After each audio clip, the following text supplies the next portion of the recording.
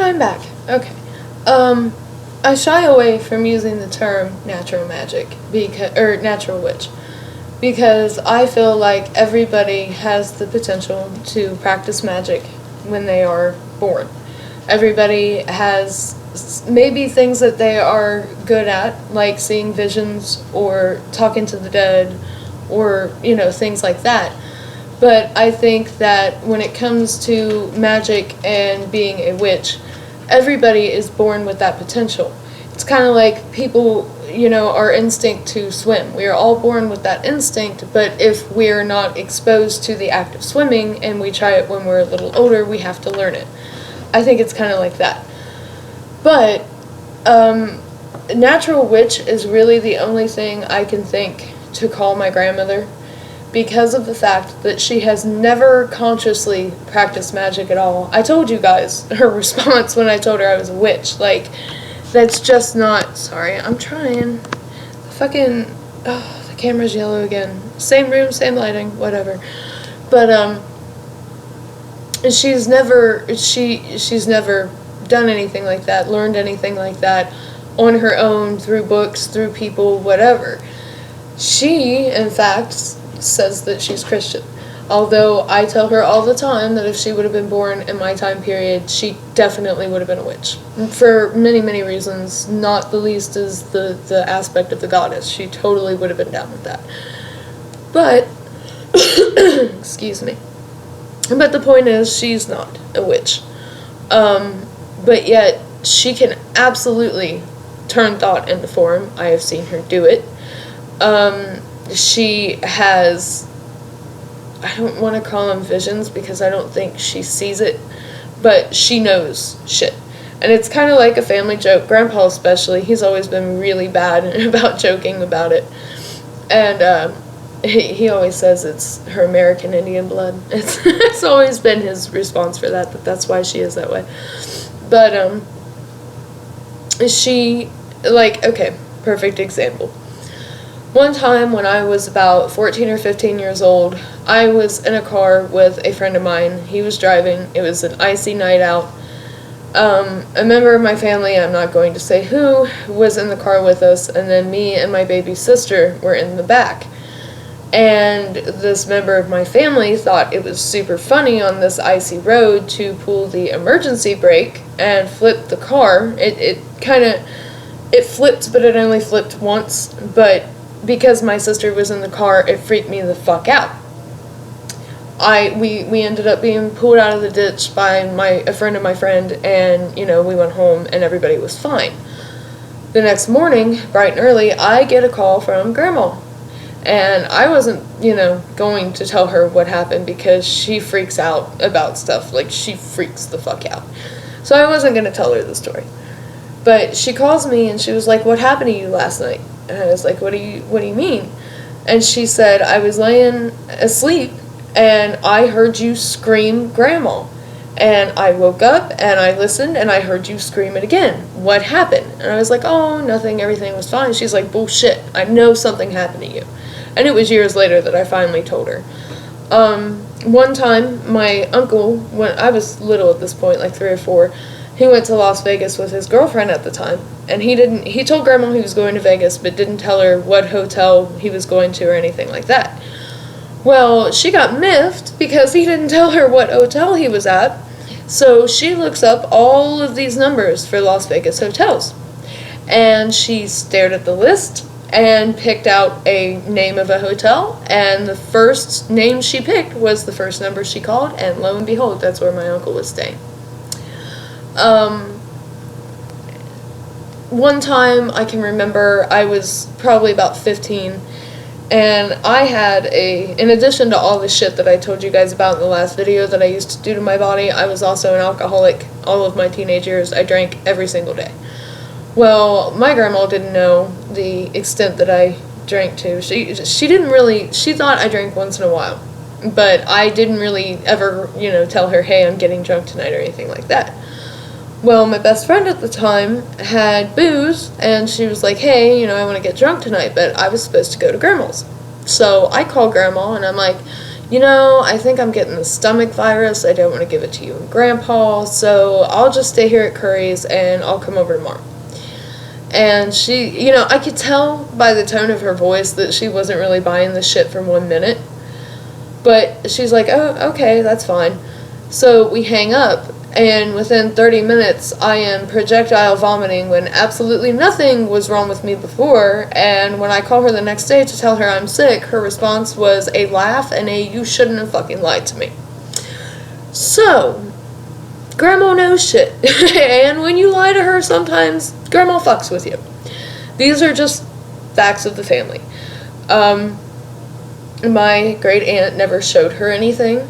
She, like I said, she wouldn't talk about it. My grandma, I think my grandma was curious to the extent that a kid would be curious about seeing things like that, especially in the 1950s. But I don't think it was ever one of those deals where she went to her and begged her to teach her what she knew or anything like that. But I've just always been curious. I've heard that side of the family, the Aunt Ree's dad's side of the family, was gypsy. And that they were, I would assume they would be Rumnachel, which is the Irish gypsies, because of the last name and because of the fact that they were around West Virginia. That would be my assumption. I'm not 100% sure. I do know that they were very dark people. Some of them had coal black hair and blue eyes. Some of them had coal black hair and coal black eyes, like Aunt Ree's dad. But they were very dark. But we also think that they had American Indian in them as well. So we don't know which part that came from. And good luck tracing the fucking family, because the women in that family are 100% untraceable. The men are almost untraceable. I was able to get it back, to my great-grandpa's dad, and that was it. There's just no fucking records for them at all. Usually, or at least with my experience tracing other branches of my family, I was able to at least get to the early 19th century before it would cut off, because if you weren't poor, records weren't kept very well. But not with them. It's not there. So we really don't have a lot of information as far as genetic makeup goes. We don't have anything to really confirm that they came from gypsies. It's just something that was said. I just don't have a whole hell of a lot to go on. And over the past couple years, I've been super, super interested in reading the history of witchcraft and the history of Wicca, true accounts and that kind of shit. I started with Gerald Gardner's books because, no matter your position on that, I feel like that's something that we should all read, just because it's the foundation of what we know as Wicca today. So I read Gardner. I read Aradia, Gospel of the Witches. I've never read Doreen Valente, although I've always wanted to, and I will one day. Lady Sheba, I think. That's another one that I have on my to-read list. These are books, by the way, that I intend to get one at a time via my crabby-ass royalty checks that are $4, and Amazon's lovely buy the book for a penny and pay $4 in shipping thing. But the past few years, I've just been really interested in finding roots of it all. And I found it really, really hard to find actual accounts of witchcraft that date back hundreds of years. There are all these, I don't know, I don't want to say I don't want to make it out like they're frauds, because I don't know the whole story of it. But there are a lot of things that put that claim out there, but there's no way to really know, because so much was destroyed during the witch trials. If not by the fucking people perpetrating the witch trials, by the people trying to survive them, And it became very much an oral tradition, or at least from my understanding and from what I would assume, it became more of an oral tradition. And like I said, in my own family, from 1992 to 2003, we lost everybody. We lost all of my grandmother's sisters. We lost my grandma's mom. We lost Aunt Ree. We lost the whole, we went from having a pretty decent extended family to everybody was dead. So there really isn't anybody that I can ask about, or ask this of, in my own family. I wanted to read the book Mountain Magic by Dane McCoy, but when I tried to find it, I think it's out of print. In fact, I know it's out of print. And the cheapest copy I could find was $93. So unless I suddenly become a fucking millionaire, that's like, I just don't have the means to spend $93 on a book.